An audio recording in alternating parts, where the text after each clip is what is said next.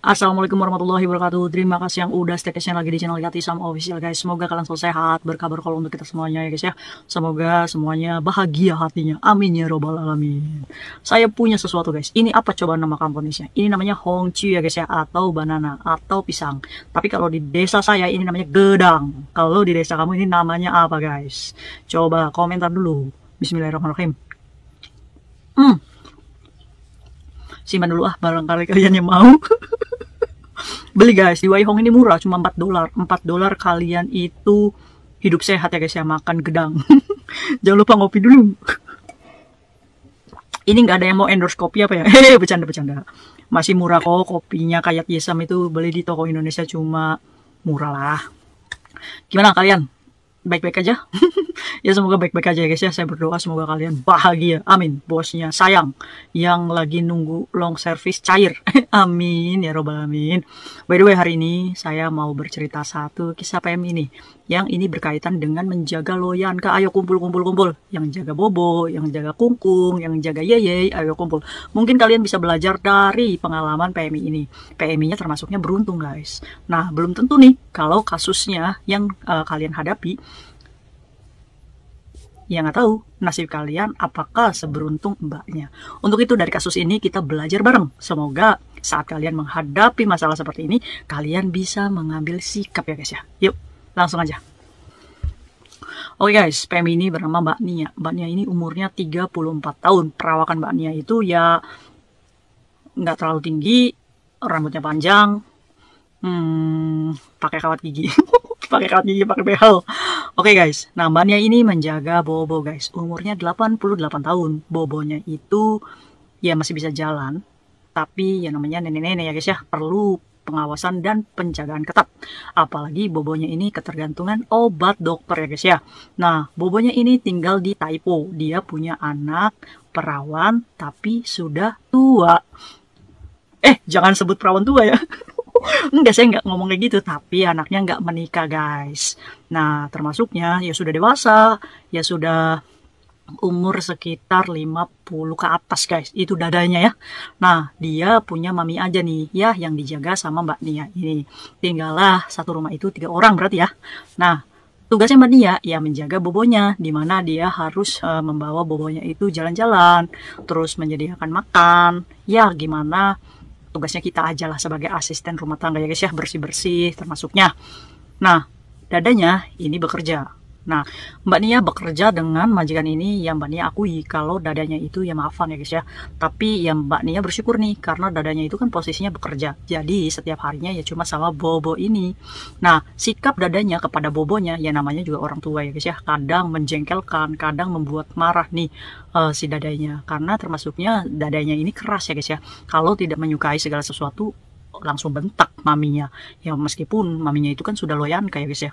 Ya tapi mungkin ada ini apa namanya unek-unek dalam diri gitu, mungkin udah capek juga ya apa ngasuh ibunya yang udah tua ya guys ya. Nah, marahnya dadai ini mengakibatkan mental dari bobonya ini keganggu. Nah, kadang Mbak Nia sama bobonya ini makan ya di meja makan. Kadang bobonya ini sering mengeluh kalau misalkan dia itu bersedih hatinya. Hampir sering kali curhat sama Mbak Nia ini kalau bobonya ini pengen mati aja katanya guys. Ngeri ya.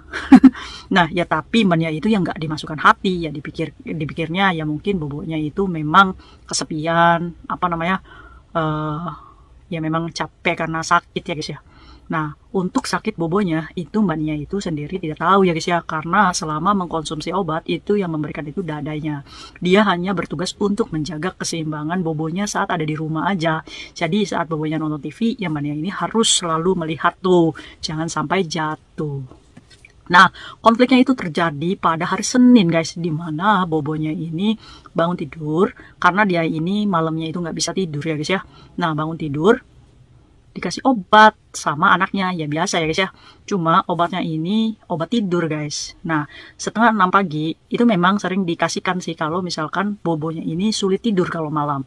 Nah, akhirnya dikasihkan tuh pada pukul 6 pagi guys. 6 pagi bobonya itu dikasih obat tidur. Nah, waktu mengasihkan obat ke bobonya itu Mbak Nia nggak tahu nih karena posisinya ya masih tidur ya guys ya. Nah, bangun-bangun setengah tujuh terus yang ngelihat bobonya. Nah, kebetulan Mbak Nia ini tidurnya bobonya di bawah, Mbak Nianya di atas gitu guys. Nah dadanya ya di ruangan lain gitu. Nah pada waktu Mbak Nia bangun tidur itu bobonya tuh masih tidur. Terus ya udah ya, karena ngeliat bobonya masih tidur, yang Mbak Nia ini bergegaslah ke kamar mandi untuk saimin jatnya ya guys ya, untuk cuci muka dan gosok gigi. Karena memang kita ini kalau bangun tidur ya pertama yang harus kita lakukan adalah pergi ke kamar mandi ya guys ya. Kalian sama nggak?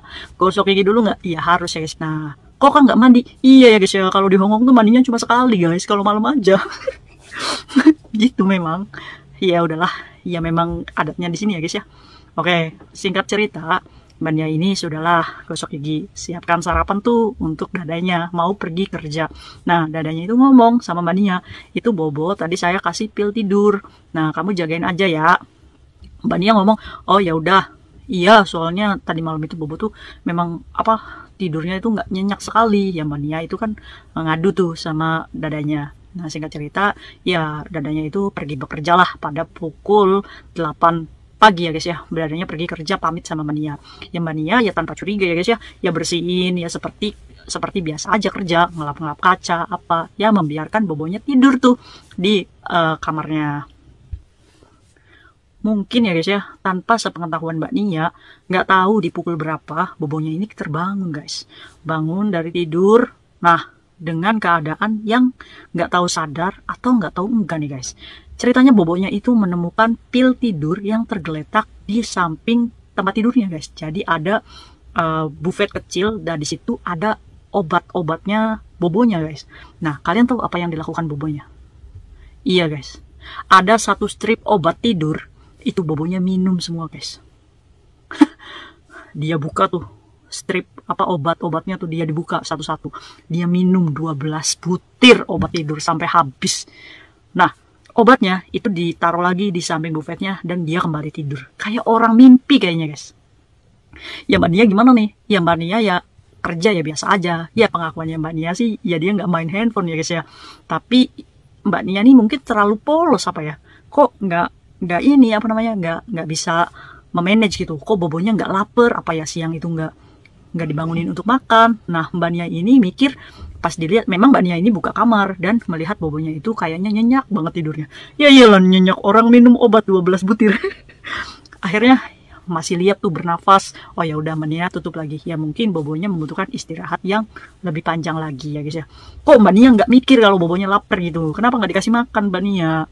Nah singkat cerita guys, kerjaannya udah selesai semua ya. Ya Mbak Nia santai-santai lah, ya main handphone sama makan. Ya kok Mbak Nianya sendiri makan, kok nggak mikir ya bobonya lapar apa enggak gitu. Kadang gemes juga nih sama Mbak Nia. Akhirnya datanglah majikannya itu, si dadanya itu pulang dari kerja guys, sekitar pukul 6.30 ya guys ya.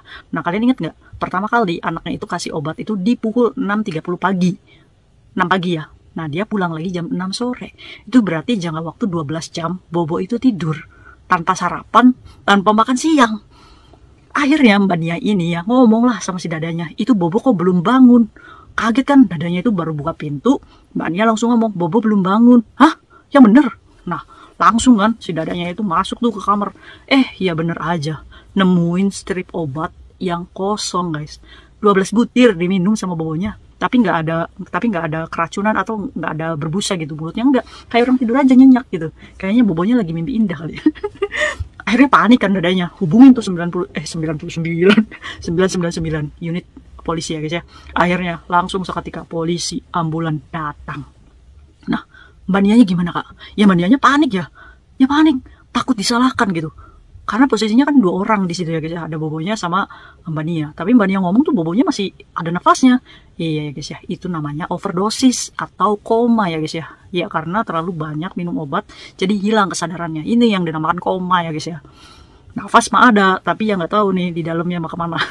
Akhirnya langsung tuh, ya dadanya Mbak Nia lihat nih, ya panik lah, ya takut kenapa-kenapa, bagaimanapun kan itu maminya ya guys ya.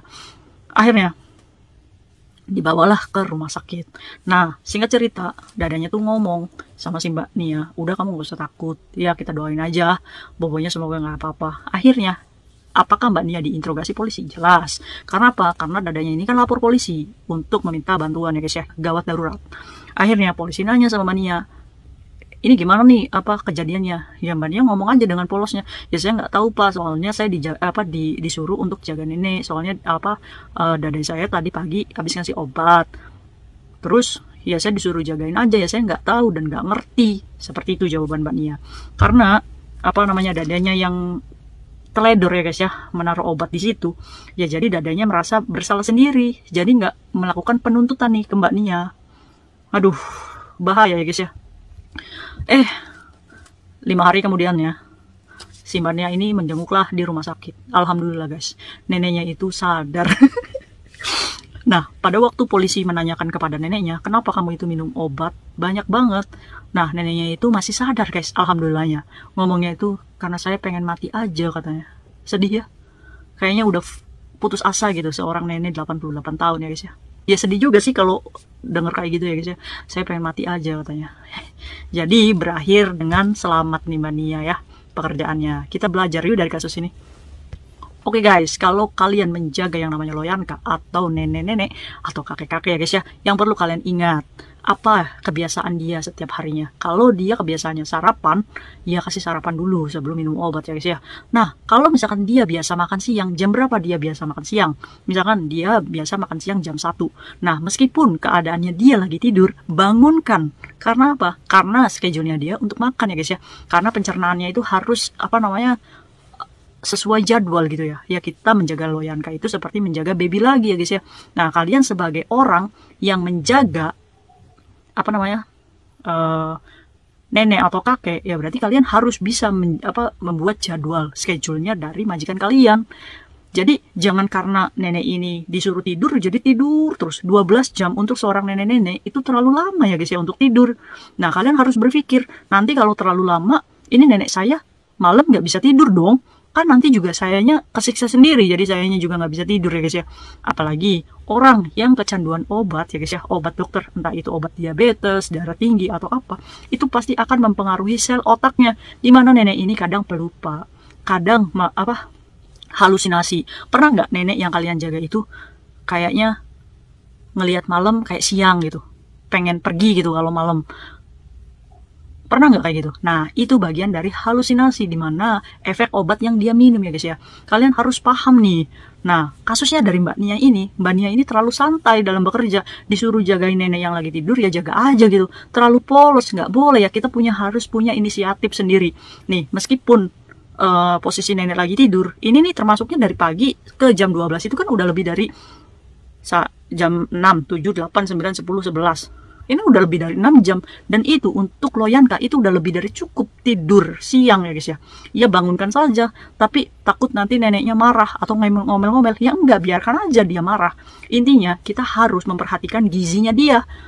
Makan siangnya ya guys ya. Nah, belajar juga barangkali kenapa-kenapa. Ingat, tidur tidak selamanya itu baik. Bisa saja ini menjadikan koma. Ini nih termasuknya neneknya Mbak Nia ini koma kan. Overdosis karena kebanyakan obat. Kalau aja Mbak Nia membangunkan pada waktu jam 12 untuk makan siang, Mbak Nia pasti akan memiliki jawaban lebih cepat. Ini alhamdulillahnya neneknya masih umur panjang gitu. Tapi kalau misalkan tiba-tiba koma dan langsung mengakibatkan kematian, bisa saja. Apakah Mbak Nia ini bisa dituntut? Bisa. Karena apa? Karena keteledoran ya guys ya, untuk menjaga seorang yang sudah dibebankan tanggung jawab kepada Mbak Nia-nya. Kalau anggota keluarganya ini nggak terima atas kerjanya kita yang santai aja, yang nggak peduli tentang makannya atau apanya, ya bisa aja kita dilaporkan ya guys ya. Untuk itu, apakah masalah ini bahaya? Bahaya. Ini nggak main-main ya guys ya. Ini masalah serius, di mana nyawa seseorang sedang ditaruhkan. Tapi kan itu Kak bukan kesalahan kita. Betul, bukan kesalahan kita. Tapi setidaknya kita bisa mengantisipasi menahan kematian seseorang dengan kita lebih care ke dia. Lebih peduli ya guys ya. Jangan mentang-mentang biasanya neneknya cerewet nih. Udah biarin aja lah, tidur aja. Kitanya jadi santai-santai kerja. Nggak boleh kayak gitu ya guys ya. Kita kerja harus profesional. Dimana kita menjaga seorang nenek, ya kita harus bertanggung jawab tentang hidup sama kesehatannya. Loh, buat apa kita digaji kalau kita akhirnya membuat celaka nenek itu ya guys ya. Meskipun tidak sengaja ya guys ya. Nah, untuk itu belajar banyak ya dari kasus ini. Untuk nenek-nenek atau kakek-kakek yang kalian jaga, tolong kalian lebih care dan lebih peduli tentang jadwal dia makan, tentang apa. Ya guys ya. patut dicurigai kalau nenek atau kakek yang kalian jaga tidak bangun-bangun dalam jangka waktu yang lama. Setidaknya 3 jam. Kasih dia tidur siang dan bangunkan. Jangan takut untuk bangunkan dengan cara pelan-pelan. Bobo, bobo, kung kung kung kung, ye ye ye ye, lesik fansin homo. Oke, begitu cara yang baik ya guys ya, supaya dia juga nggak kaget gitu. Bangunkan pelan-pelan. Nah, kalau misalkan dalam kita membangunkan dia nggak bangun-bangun, kita harus lapor 999 untuk meminta pertolongan ya guys ya. Semangat dan lebih bijak menjadi PMI Indonesia ya guys ya. Semoga kita selalu dalam perlindungannya, semoga kita selalu dalam lindungannya, dan semoga kita diselamatkan. Dan semoga kita dijauhkan dari hari sial kita ya guys ya. Dan semoga kita juga dijauhkan dari interogasi polisi. Amin ya robbal alamin. See you next video. Bye.